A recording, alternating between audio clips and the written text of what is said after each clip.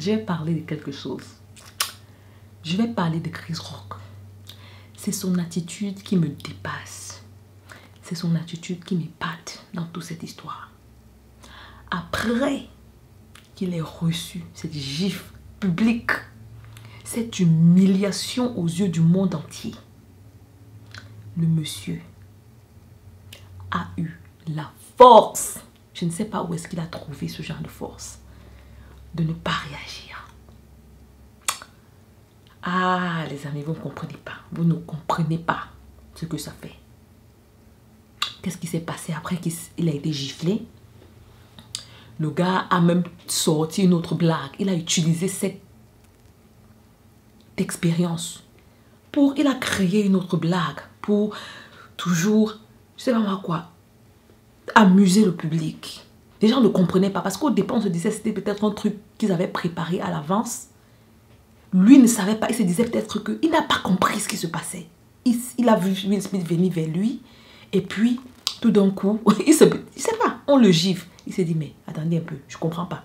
Est-ce que c'est un truc qu'il avait préparé? Il n'a pas compris. Ce n'est que lorsque Will Smith est allé s'asseoir et a commencé à gronder à haute voix, à le gronder, à lui dire keep my mouth, my wife's name out of your mouth. Cesse de prononcer le nom de ma femme. Cesse de prononcer. C'est lorsque Will Smith lui a parlé de façon sérieuse qu'il a compris que quelque chose qui n'allait pas. Le gars a continué la soirée. Il a commencé à présenter, continué de présenter. Et après ça, il a refusé de porter plainte contre Will Smith. Waouh! Il a refusé de porter plainte contre Will Smith. C'est quel genre de force ça? Vous voyez? Il y a une citation de Martin Luther King que je vais partager avec vous.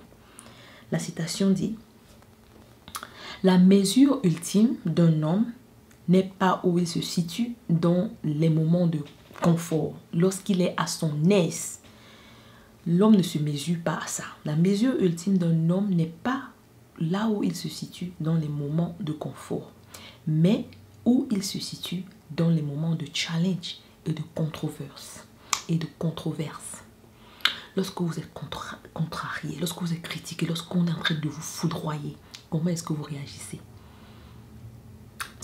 Vous savez, lorsque nous sommes à l'aise, dans le confort, les réactions sont bonnes et tout ça. Le gars on l'a humilié aux yeux du monde entier. Malgré ça, le jeune, il ne s'est pas défendu. Il n'a pas répliqué. Il n'a pas touché Will Smith. Et pire, plus encore, pire, ce qui me dépasse même, c'est qu'il a refusé. Les gens nous ont dit, la police était là, il avait toutes les preuves. Il pouvait ruiner Will Smith. Il suffisait seulement qu'il porte plainte. Il pouvait avoir des milliards, je ne sais pas quoi, comme récompense pour avoir été traité de cette façon. Mais le gars a refusé de porter plainte.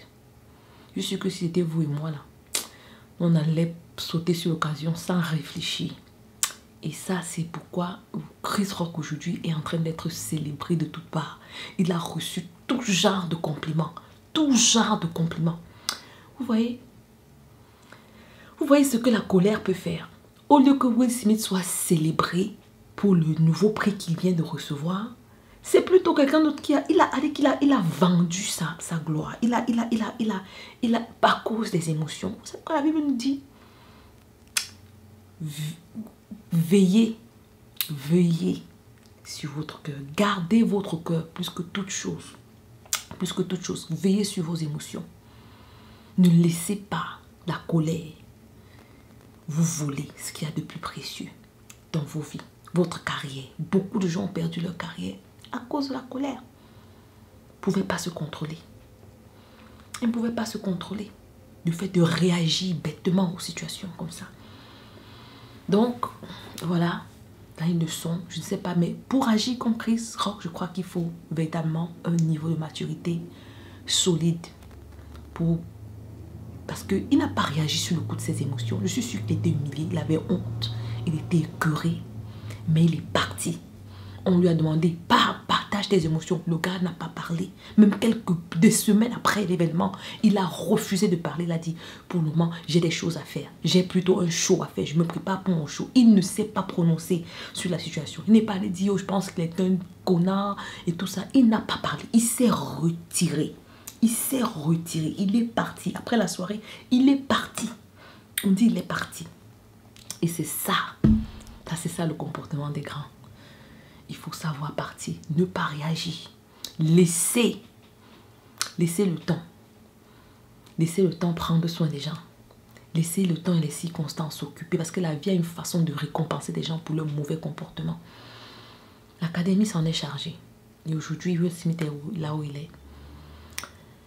Donc, vraiment, c'était un événement assez lourd, chargé de leçons à apprendre. Et j'espère que vous avez également à tirer autant de leçons. Faites-moi savoir dans la boîte à commentaires, dans la section commentaires, s'il y a des leçons que vous avez apprises. Faites-moi savoir. Véritablement, je crois beaucoup que il faut apprendre il faut savoir choisir ses batailles. Il faut savoir choisir ses luttes. On ne réagit pas à tout. On ne réagit pas à tout. Vous savez, les gens ont dit, voilà un événement, peut-être à la fin des Oscars, les gens auraient oublié cette histoire. Les gens auraient oublié. Je suis sûre que les gens ne veulent même plus se rappeler de cette blague. Mais Will Smith, par son comportement, a immortalisé cette blague. Et en Amérique, dans l'histoire des Oscars, dans l'histoire de l'Académie, on en parlera toujours jusqu'à la fin des temps.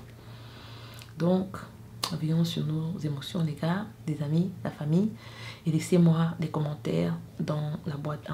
Laissez-moi des commentaires, laissez-moi des likes. Ça me fait toujours plaisir de vous lire.